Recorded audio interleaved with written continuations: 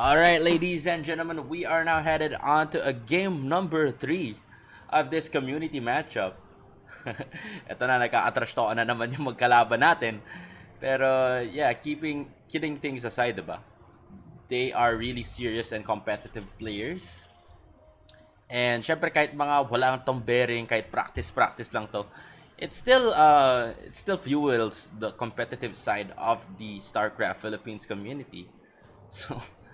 So to introduce our players onto the upper right corner of Ice and Chrome LE. Ano nangyari? What? So to introduce our players onto the upper right corner of Ice and Chrome LE, we've got the Blue Terran fighting for his tournament lives. We got the Blue Terran ExoBlazer. And on to the bottom left corner of Ice and Chrome LE, we've got the Red Zerg with the 2-0 advantage. We got Cypem. So I think Cypem would cheese this really early. Going in for the double gas. No hatch as of yet. And going for that very early Roach Warren. So once again, pakilala natin si Cypem, isa sa mga premier Zerg players here into the Philippine scene, Southeast Asian game, pool, master rank, and a very good educator. Napagaling niya magturo. So if you guys want to be coached by Cypem, napagaling niya magturo, just hit him up on Facebook. And tsaka, ba't nga ba siya magaling magturo? He is a professor at the Far Eastern University. Nagtuturo siya ng math, nagtuturo siya ng engineering, nagtuturo siya ng tawag doon, mga higher maths, you know. Algebra, the basic algebra hanggang higher maths. So he is really a good educator, but I think ExoBlazer would be caught off guard dito. He is now opting to go for that second command center. Hindi niya pinag-scout yung Reaper niya, which is really dangerous. And to introduce ExoBlazer, si Coach Mark, siya ang coach ng ating Philippine national team, leading us with that gold medal finish onto the recently concluded Southeast Asian Games. And ito na! Oh my God, hindi ready si ExoBlazer dito. The Ravagers already making their way across the map. So tingnan natin yung vision ni ExoBlazer dito. He has nothing to defend, no bunkers even available. Oh! Oy, oy, oy. Only the Reaper to defend. And I think ExoBlazer needs to react to this accordingly. The SCVs has been pulled. It is too late to repair that one, mga kaibigan. The boys pull out the boys, and the Ravagers would just wreak havoc. And it would be really crucial for ExoBlazer to get the surrounds here. No more reactors onto the barrack, so it is only pumping one Marine at a time. Here comes the Marauder, and Marauders are really good against Ravagers, but I don't think this would be enough coming in from the side of ExoBlazer. Widow Mines already being pumped here. The corrosive vials onto the supply depot. Oh! There you have it, mga kaibigan. A Widow Mine can one-shot a Ravager. But I don't think this is... but I think this is too much coming in from the side of Cypem. The boys has been pulled. The SCVs has been pulled. And kung nakita natin kanina sa GSL, probes is really... Dinurog ng probes yung mga siege tanks ni Innovation. But the Ravagers is still alive. Alive and running. And behind all of this, napaka-importante ng macro as... si Cypem adding more bases for economic purposes. Pero still, the Ravagers still alive, but two are badly hurt. Dito, the Widow Mine! Ooh! Wow! ExoBlazer manages to hold on, but it really dealt a huge blow to his economy. But you know, if you are a Terran, you can just pump out your mules and they can mine really good for you. What a hold coming in from ExoBlazer. And at this point, it's Cypem's turn to go back to droning, focus on the macro.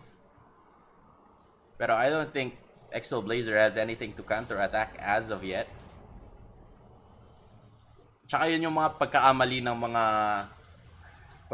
ng mga Terrans eh. na tingin nila pag nalinis nila yung Zerg, pwede na sila umatake. But, you know, the swarm is the swarm. And once you go very aggressive, or once you go really deep into the enemy territory dito, is you can be easily run over by the swarm. Alright, we'll see what is going to be the follow-up here. Stim packs already coming in on the way from the side of ExoBlazer and the Marines. Alright, I'm sorry for that technical difficulties. Pause lang natin saglit. But anyway, we'll see what would be the follow-up from both of these players. So I think ExoBlazer smartly going in for bio, since mas madali i-sustain yung bio when it comes to that mid-game. Alam naman natin na si Cypem nag very early pressure attack coming in with that Roach Ravager composition. But good reactions coming in from ExoBlazer, actually managing to defend that one. Bailing is already available, and siguro sa mga StarCraft Philippines community natin, kung mapanood nyo man to, syempre upload ko naman to sa Ayos Buhay YouTube channel. Sana may matutunan kayo kung paano mag-hold ng mga ganong klaseng attack, or kung paano gawin yung mga ganong klaseng attack.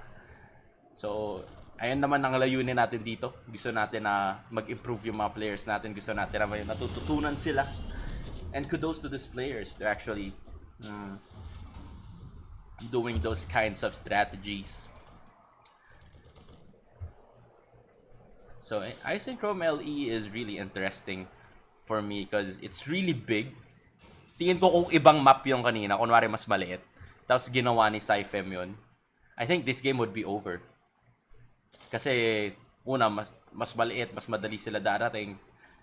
And there would not be enough to defend from the side of ExoBlazer. Pero since Isynchrome LE is a really big map, it's really hard to pull those kind of cheeses. So the medevacs from the side of ExoBlazer already making their way and maybe try and harass the third base of Cypem dito. There are queens to defend, but I don't think that would be enough. This is a really scary bioforce from the side of ExoBlazer. Bailing speed still already on the... paparating pa lang yung bailing speed ni Cypem dito. But we'll try and engage this one. Would get the surround, but the medevac sustain is really too much. But the queens target firing the medevacs is really good, but that would not be enough to take them down. Good plays coming in from both sides, and while all of that is happening, Cypem magka-counter-attack sana, but seeing those huge amounts of Marines just standing there, smartly decides to play safely. So okay, tignan natin kung Zerg ka, tignan mo yung placement ni Cypem kung Zerg ka. May Overlord dito to scout potential medevac drops. May links on both of these Naga towers. Sobrang liwanag ng mapa para kay Cypem. He has Zerg links dito sa tapat ng base, sa third base, and even links here. So tingnan mo, napakaliwanag ng mapa para kay Cypem. So if you are a Zerg player, be mindful of your Overlord placement. You have something here, you have something here for potential medevac or liberator harasses. So sana may natututunan rin kayo on how to use your Overlords. But here comes, oh, juicy connections coming in from Cypem. Sa isang iglap lang mga kaibigan, biglang naubos yung bioforce ni ExoBlazer doon. And oh my goodness, good run by coming in from Cypem. Oh, would bait the links onto the SCV line of ExoBlazer dito, dealing that friendly fire damage. This Widow Mine is not that friendly. So +1 is delayed coming in from ExoBlazer, and I think at this point Cypem would just keep on pumping out army units, as at this point 56 workers is not that good, but considering that you went out with a very early all-in type of attack, into the early game. This is really good coming in from Cypem, and even defending all the harasses in a very magnificent fashion, trading in a good way. Kasi, you can defend, pero kung hindi ka nag-trade, edi equal lang kayo. Pero may mga defend ka na doon mo malalaman na you really went well on that defense dahil, kumbaga, in terms of training, cost, and efficiency, doon ka lalamang. And that is what happened kanina. I think ExoBlazer, hindi niya na micro masyado yung mga Marines niya na bumaba na medevac, and sinalo nila lahat yung Banelings ni Cypem. So, ExoBlazer would be forced to defend once again. And here comes the engagement, ladies and gentlemen. A huge pile of Banelings, and ExoBlazer desperately trying to go back, and the juicy Widowmine connection not connecting actually. Good micros coming in from both sides, but I don't think this would be enough from the side of ExoBlazer. Wow! Nag-GG na si Cypem para sa kalaban niya, mga kaibigan. Good connections.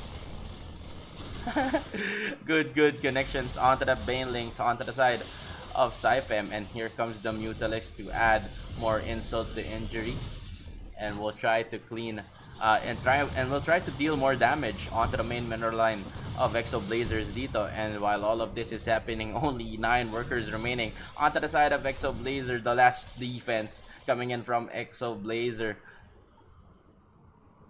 would be I don't think this would be enough sa paparating na puwersa ni Cypem dito.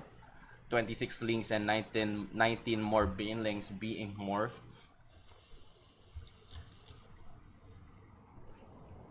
So yun, sana may natututunan kayo once in-upload namin to.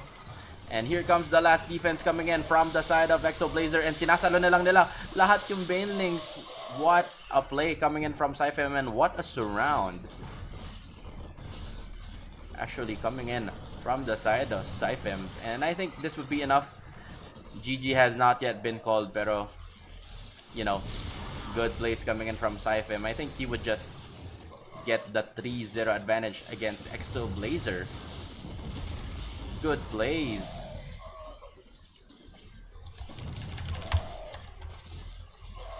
Ayan na, usapang girlfriend na naman, mga kaibigan. And anyway, good game coming in from the side of Cypem. And tingin ko it really just boils down to hindi sa mechanics kasi kung tutuusin in terms of mechanics, pantay lang sila. Pero in terms of reacting, in terms of adapting to your opponent, Cypem has that in the bag. So that concludes our community show match, ladies and gentlemen. Sana natuwa kayo dun. And sana may matutunan kayo. Once again, it's your boy Malupeyt. Ayos Buhay out.